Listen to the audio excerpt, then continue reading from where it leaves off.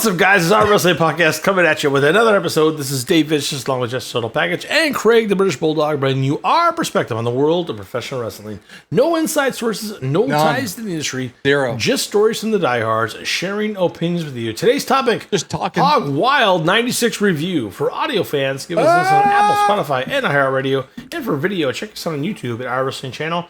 And Jess has several options for you if you want to look to his finger on the left. Yeah, no, I do. One option is fuck off. The other one is suck my dick. The third one is I hope you die. And there's a bunch of other ones, but I have several options. And the fourth one You're correct. The you are fourth one correct. is just give us a follow on Instagram at O.W.P 2019. That's fine. Fair enough. All right. Fair enough. This might not make the broadcast. Fair enough. You never know, man. Another option is light yourself on fire with gasoline. That's another one. If you don't want to do it, that's fine. You can just follow us or subscribe. It's fine. That is four. Yeah. I would say that this is quite an enigma, a very, very specific type of pay-per-view. Very interesting. You two were just talking about it off the air about how someone lost a little bit of gate. Did you say what? Did you say what it was? It was HogWild '96. Did you say that, Dave? HogWild '96. That's okay. What saying. Yes. So this is. I just got distracted by our dumb fucking listeners. Yeah. If there are any, like. Oh my god! All seven of them. We love you, seven listeners. Yeah, you idiots.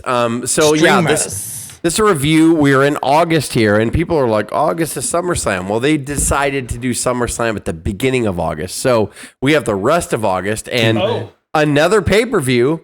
That was in August was WCW HogWild for the first year. After that, they would change it to Road Wild because of the fact that Harley Davidson owned the rights to Hog for the Harleys. So they tried it the first year, and Harley Davidson's like, no. So they wrote it. Real quick, Craig. Jess, if Yes, you want please. to know the difference between SummerSlam and Hog/Road Wild, what you do is you take Summer and you put it in a bag.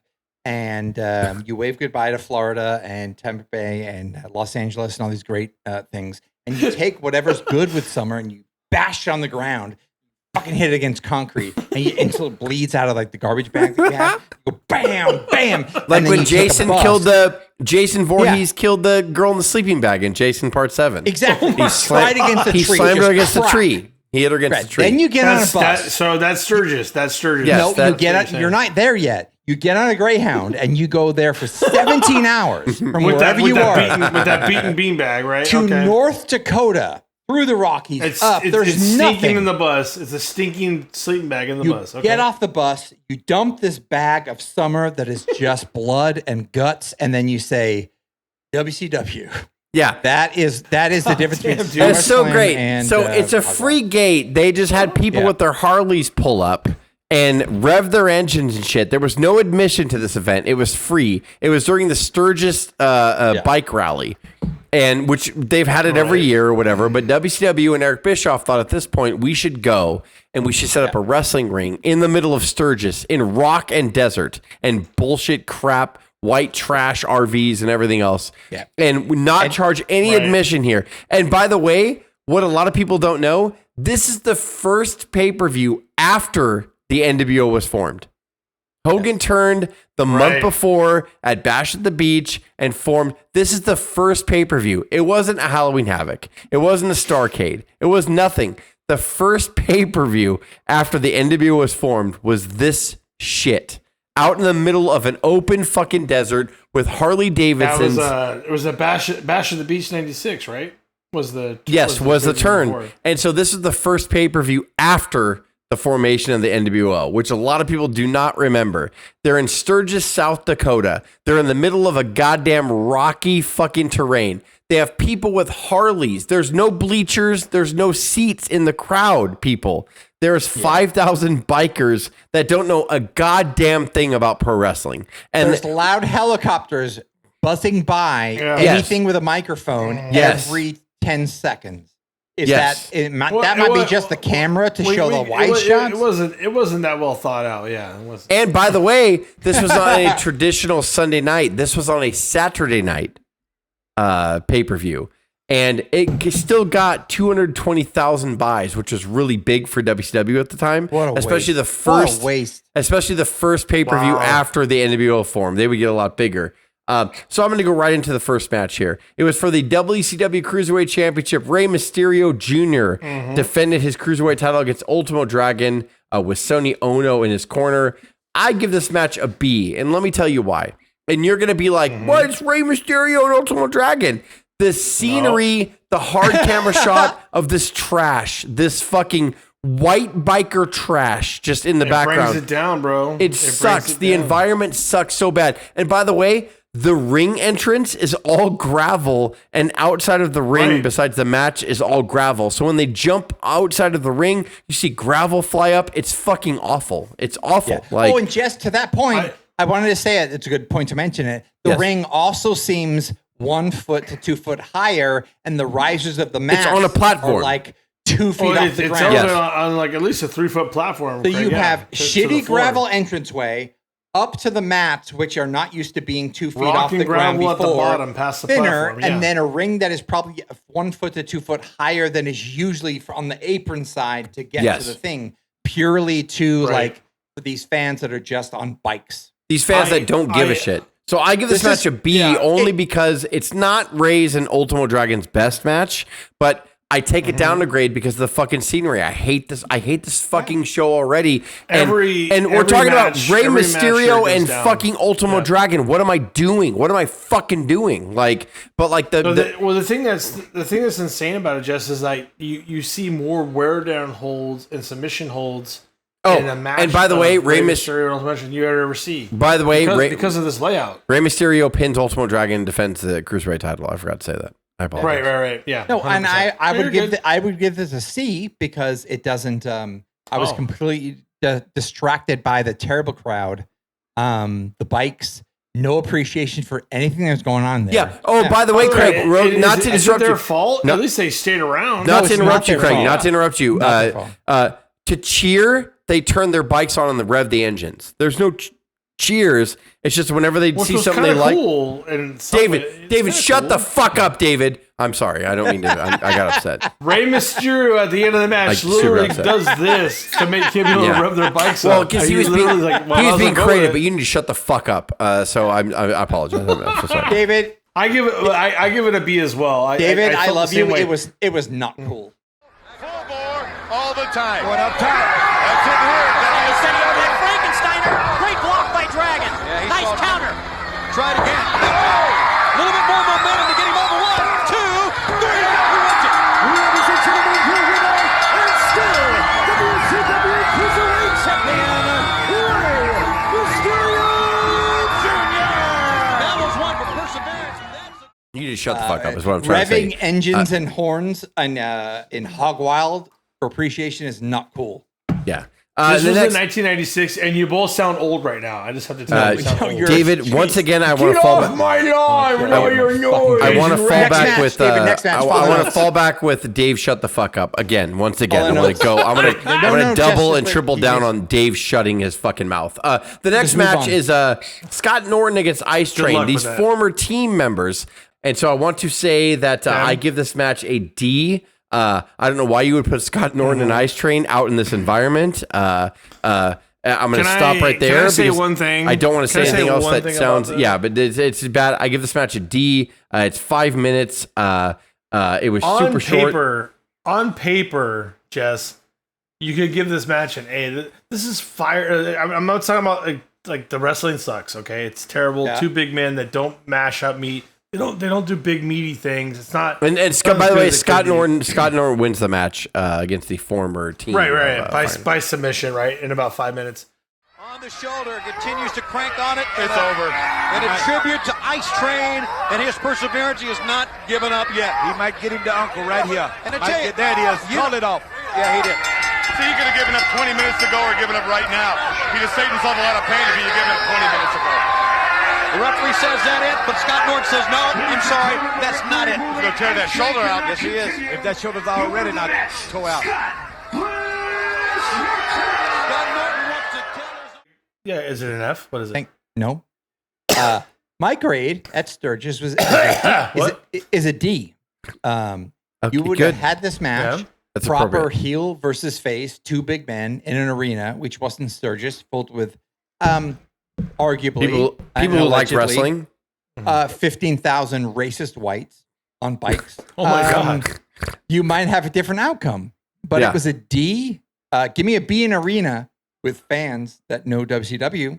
Well, yeah, Him, you try to tell hanging himself in a body tape. deep wrestling So story in angry. Sturgis, South Dakota, in front of a bunch of bikers, and you try to do psychology and tell a story. It's perfect. It's great. The next match is a bike match. Fuck me, right? Oh, like just go ahead. No, just F, fuck F, F. me. Just fuck me running. It's a bike match. Medusa versus Bull Nakano. Bull Nakano brings down a Japanese bike. Boo Japan people. Oh, that's because weird. we're in That's Sturgis, and then. Medusa comes down on a Harley, so we Oh, cheer is that American? her. Is that yeah, American? we cheer her. So Medusa wins in only 5 minutes or whatever. You waste Medusa against Bull Nakano, one of the standout matches of SummerSlam 1994, 2 years before. You waste them. I give this a C. Only because I want to give it a C. Only because I love both competitors. But what a stupid shit fuck. And then when Medusa tries to beat the bike at the end, she can't even fucking beat it up. Like she's trying to hit it and it doesn't break or whatever. And Sonny Ono... Not to mention that on the Harley Jess, she barely tiptoes it out. She can't ride it. Yeah. She, Yeah. Shoulders down. Yes, it was. There's your winner, Medusa. Medusa will get the win. And she can also get your weight at the fair. Yes, she can. Hey, she is ripping that back up. Just having a good time. Look at that. This is another first on a WCW pay-per-view, man. You know, I think... So next match Oh my we God, have... Okay. even lower. This might kind of ramp us up a little bit. Next match, we have Dean Malenko versus Chris Benoit with Woman and Miss Elizabeth in his corner. This match went 26 minutes in front of a Sturgis crowd. It was a long fucking match. So I'm going to give it two Right. grades because I'm going to give it the David grade and I'm going to give it the what I actually saw grade. And by David grade, I don't mean that as disrespect. I mean that it's, this is the most respectful grade. Because I give this match a B plus because it's Chris Benoit and Dean Malenko and they worked hard out there. They're And amazing. I give it the grade that I actually saw of a D because there's no way that the Sturgis crowd understands pro wrestling and understands what these fucking two people mean to pro wrestling at the time. So, like, it was a good match. It wasn't the best match that Dean and Benoit ever had, but, like, if I watch it from a wrestling standpoint, I'm like, God damn, these motherfuckers are fucking great professional wrestlers. You know what they And did? then- They ignored the crowd and put on a banger, like Yes. regardless of who was watching. Because they knew it was going to be on killed each pay-per-view. other They knew it was going to be a regardless of who was pay-per-view and watching. other people are going to be watching us. Pro wrestling fans will watch it on pay-per-view, but in the arena, they just ignored everybody. Well, it's not an arena. It's a fucking outdoor gravel. It's a field. It's a farm Yeah, it's field. a fucking farm. field. I mean, I'll give it an A. Just, That's just why for the amount of ring and the talent there, risers and and then the I'll. She has no reason getting in there in this situation. Got to roll up. Oh, man, 1, 2, and 3. I think I believe it. Ladies and gentlemen, the winner of the match. That's a in shame. double overtime. The Crippler. That's a shame. That's a shame. Benoit. That's a shame. Woman, once again, like she got involved in Ric Flair's match recently against Conan and... Yeah, and I'll give it another A because And Chris Roman and Chris Elizabeth Benoit accompanied him out would- there. Chris So Benoit would- it's an A and an A for me. Chris Benoit would I don't win. care about Sturgis. He would win the match, by the way. Chris Benoit would. Yeah, it's. He did I against agree. the man I of agree with 1,000 Jess Steve Malenko. on both grades. The next match is for the WCW World Tag Team Championships. The Harlem of the Heat would defend the titles against the Steiner Brothers. Not a. Oh man, I give this match a C plus. Like it's not what I wanted. Like and again, maybe they were just trying to play too much or whatever. It's Steiner's and the Harlem Heat, and what are we doing? And again. I cannot get over the fact of this environment, the shitty fucking crowd, the shitty fucking hard camera shots where you see the crowd behind them. And then right above the hard camera, you see the grills of shitty fucking 1970 Winnebagos and like all that stuff. Like it just looked fucking goddamn awful. God, where's the topless woman on top of the and they both both teams didn't really try to put on a thing. So I'm not overly impressed with this or whatever. It was 17 minutes. You know, I would argue like good for them. Like they did 17 minutes without giving a shit. Like because it was Sturgis. Maybe that's what it was. Yeah. But the funny thing about it is before that is the Steiner brothers are pretending to type on a keyboard and they fire over the keyboard. Harlem Heat wins the match and retains the title. So Craig, what do you give it? I'm sorry. No, I gave it a solid B. Okay, I'm mad at the background, Craig. I'm pissed off at everything. No, I will it's not a bad match. I'll get further mad at the background. So you're not alone on that. But this match, it was when Harlem Heat realized immediately, and I feared for their safety the entire fucking match. And I even said to my wife, I was like, "Can you imagine being Harlem Heat? Yeah, in this crowd, Sturgis in 1996, Sturgis in 1996, like." They have no clue that these guys are actually the good guys. That they are the champions. Like, well, they're not. Steiners are the good guys, but I have a question, Craig. Is it a high possibility that Sturgis is a sundown city? No, well, not sure, David. That's a great question. Yeah, we'll leave that up to the historians. I'm just saying it's a great possibility. But I'm saying and if you're out there after dark, it's a real problem. And by the way, this shit still happens to this day, but we'll move on. This crowd, this event, they were pure Steiners, and whatever plan they had going in, I think at the end never changed. But Harlem Heat, to their credit, absolutely played to Sturgis. This was the loudest the crowd had been all event so far, cheers-wise. Like, they were so into this fucking match. They saw two big fucking Michigan dudes versus Harlem Heat, right? So it went on. Hate drives a lot, man. But David, it's wrestling. Stop it, Sturgis. Fuck off. An amazing match that probably went on a little too long, but Harlem Heat, they never changed the ending, which is surprising to me. Imagine the pop of the Steiners took Harlem Heat in this. Harlem Heat retained the titles, and it was perfect. They got Scott! And he clubbed him with a cane! Scott goes down! He hit Scott Steiner with a cane, oh no! That's all. That's all. They retain the belts. WCW World Tag Team Champion. He broke that cane in half. He broke the cane in half over the head of Scott Steiner. Yeah, and that's not setting too well. The next match slip by it. Just slip by it. Just slip right on by. Ric Flair defending the U.S. title against Eddie Guerrero in a match that if you put on paper you would not believe. It's amazing. And the great 14 minutes 15 seconds, and Flair defeats Eddie Guerrero, but via pin in that time. I'm gonna give this match a B+ because I know the story behind this too. Not only is Ric Flair getting in there with that, we say Eddie Guerrero and we think of the Eddie that we know. He was not the Eddie that we know at this point. Like, he was very young in his WCW career. Early Nitro Eddie. He was still very much considered a cruiserweight kind of wrestler. And after this match, so what people don't know, and I'm going to spoil the rest of this pay-per-view. So Hulk Hogan will win the world title at the end of this show. Fuck off. He's leader of the NWO. The first show after the show is a Clash of the Champions, which they decided to put Flair against Hogan in the main event of Clash of Champions.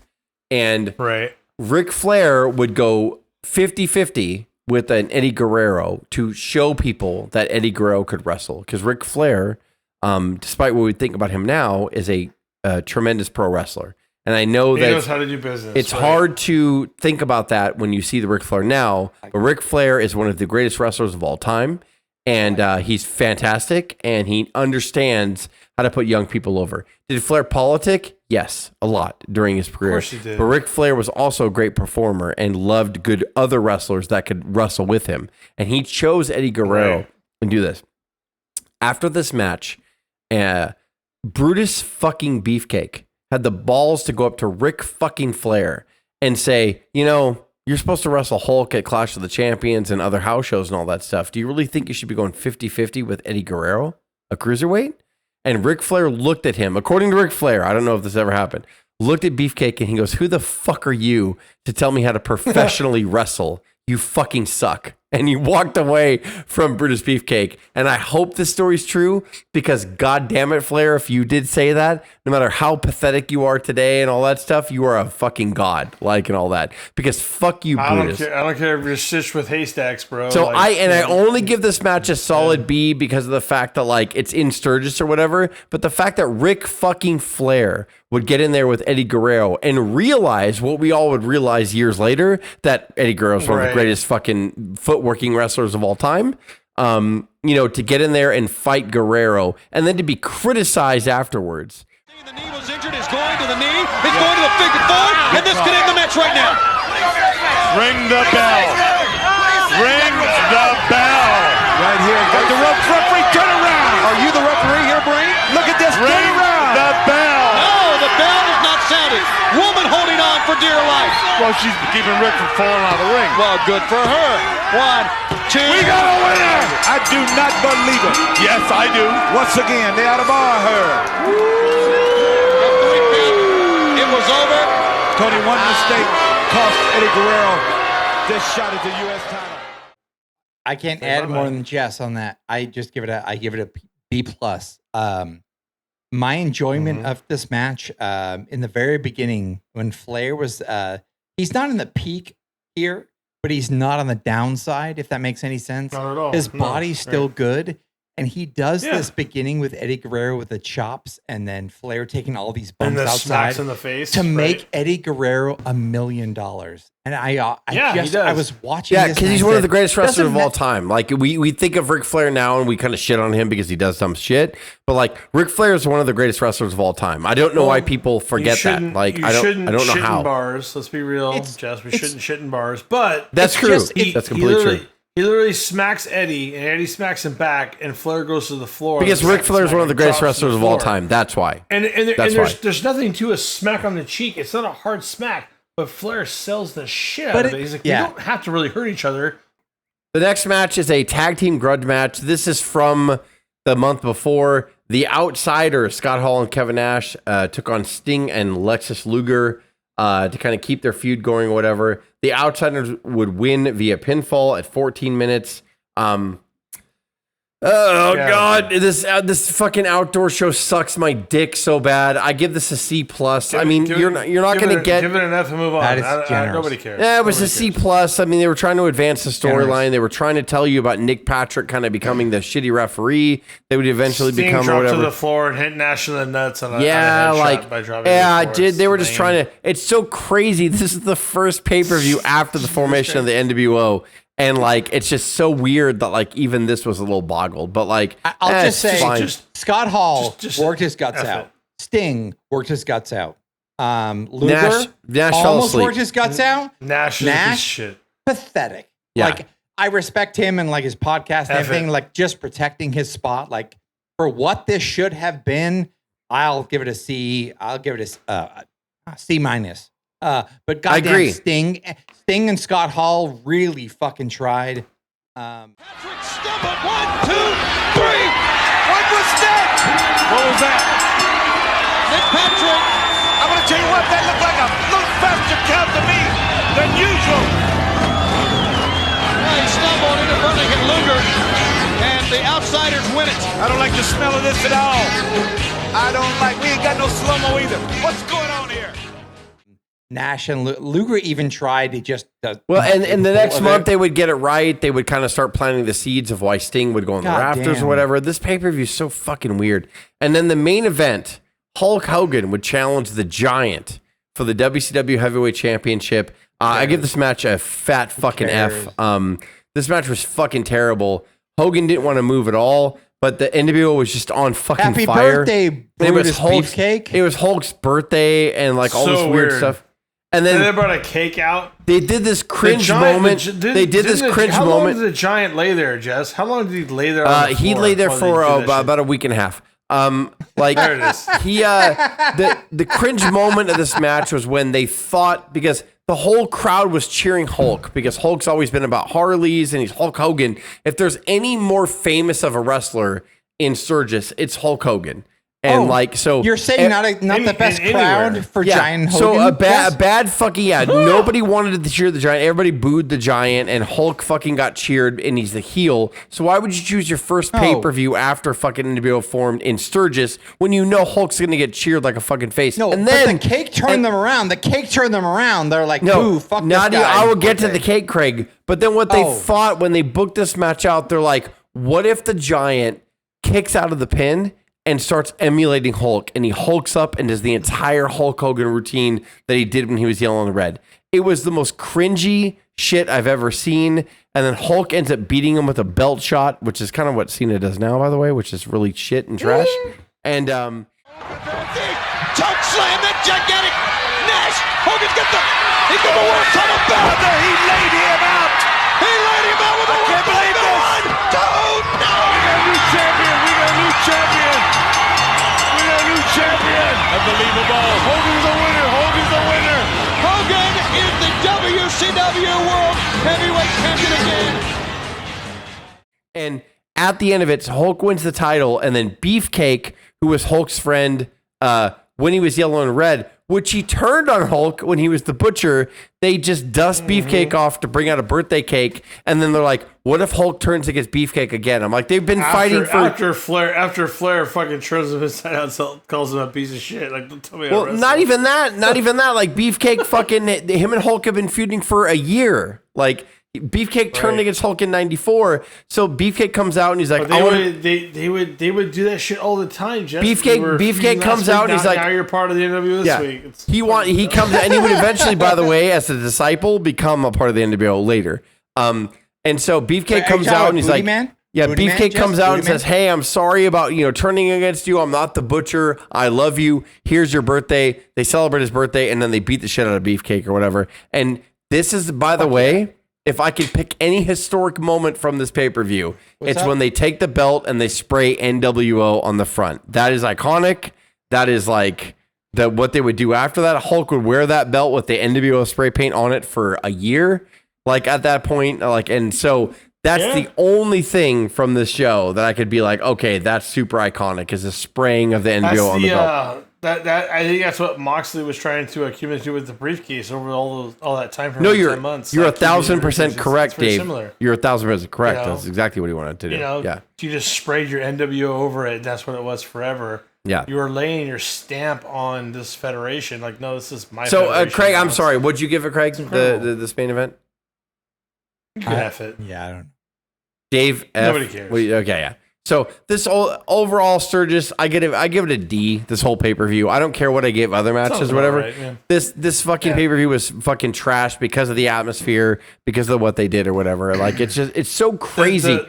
It's so crazy to me. The whole thing, this is the first pay-per-view. No, on paper, Dave, it's fine. It's more than fine. Right. It's a great card. It's more than fine, right? But like. It's more than fine. This whole show should have been an A, but it wasn't because it was in Sturgis. It ruined everything. This is the first pay-per-view after the NWO got formed. So that's why I wanted to put we didn't even talk about Tony Schiavone trying to look like Rosie O'Donnell and a Canadian tuxedo. By the way, I'm glad we powered through this or whatever. It's the first pay-per-view. Great job. It's not SummerSlam, but this is WCW's offering in August was Road Wild or HogWild or whatever the fuck they wanted to call it. Super fucking weird. And God, they did this send us home, buddy. Yeah. So no, you send us home. We're good. This is not the Daily Motion, Dave. This is a regular episode. Well, for Craig, Jess, and myself, this is the O.W.P signing off. Have yourself a good one. And I hate all of you. I apologize.